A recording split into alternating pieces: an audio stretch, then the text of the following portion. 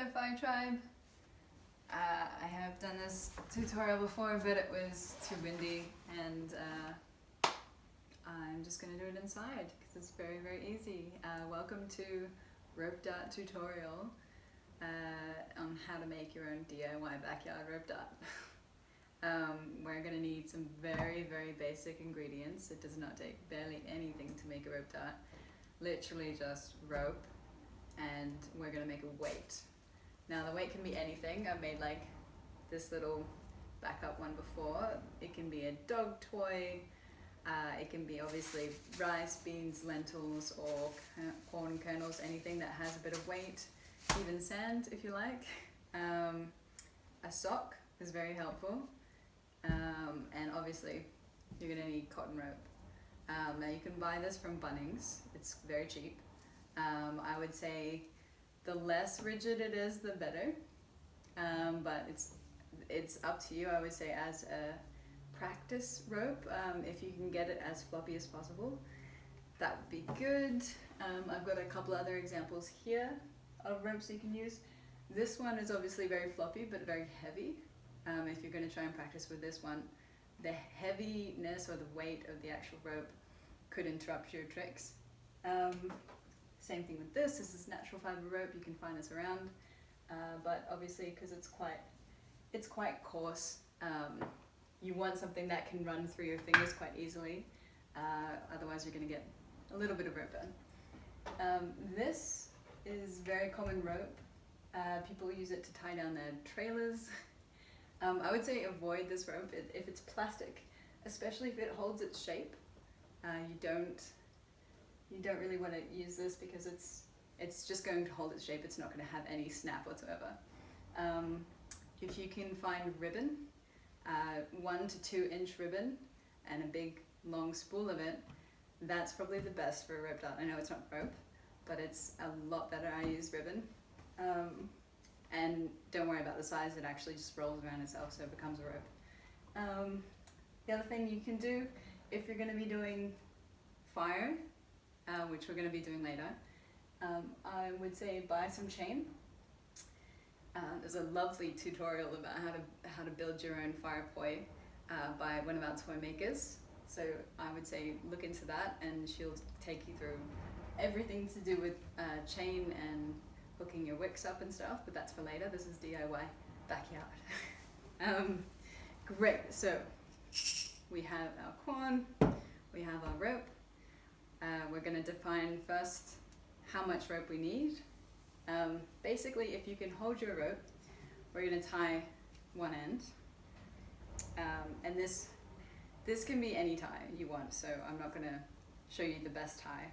So what I might even do is just do like a regular granny knot tie for now. And obviously that's going to slip, so once you do that, that's nice and tight. What you're going to do is tie it to your wrist, and then you're going to take it out, basically, if you can see in the camera, about to your hand span width, and then you're going to let this side go all the way down to your toes. This will be roughly the size of your rope dart. You can add a little bit if you want to practice, especially if you want to get better at holding a lot of rope and doing it with a longer length first. And then you can cut down. Obviously, if you cut too short, you're not going to be able to grow the rope. So I would say cut a tiny bit extra, just in case you want to start off a little bit long. Cool. So we have that. You are going to need a lighter and obviously something to cut the rope with. So cut the rope, use a lighter, make sure that there is no fraying ends or anything like that. We don't want that. Obviously, it'll hurt our rope. We'll get to making the weight. So this is just an old toy, as I said, that you can use like a dog toy. I would avoid using a tennis ball because they're simply just too light. Tennis balls are great to maybe start out with, but I'd say you can use an old toy. This is like an old monkey fist of one of my friends. You can use any kind of like poi heads, you can use juggling balls. If you want, you can use a small orange. Obviously, if you want something that's going to last, I would say just make it weight, and that'll last you for a very good amount of time, and you might have some left over that you can cook later on. So I have put it into a plastic bag. Obviously you can double the plastic bag. I just got this out of the bin because it's obviously I don't buy plastic, but this, and I also got, you can use any kind of plastic bag, so I'll just show you. And you don't need much for weight. You will need something, obviously, with the rope dart, just enough to create a little bit of direction. I would say maybe like I can't even do 300 grams maybe. I'm not sure what that is. Honestly, that should be enough. Basically, like, if we just think about maybe filling a tennis ball up with rice or lentils, that should be roughly enough. And you'll get the feel of this as well if you use different kinds of weight. Obviously, the more weighty it is, the heavier the rope will be, and the more momentum you'll get while you use it. This can be a really good thing to practice straight off, and then you can practice tricks with less weight. This is a great method because you can just take the kernels out of it if you feel like lightening it up. So just do a normal, just a very easy normal tie, like just a gunny knot. I live by gunny knots. Great. Cool. Once you got that, that is our weight. Again, you can use anything. Socks. You can use anything, any kind of socks, even the ankle socks will do, as long as you've got plenty of space. I would say put your hand inside the sock, get our weight, and we're going to basically put the weight at the end. This just makes sure it's right at the end.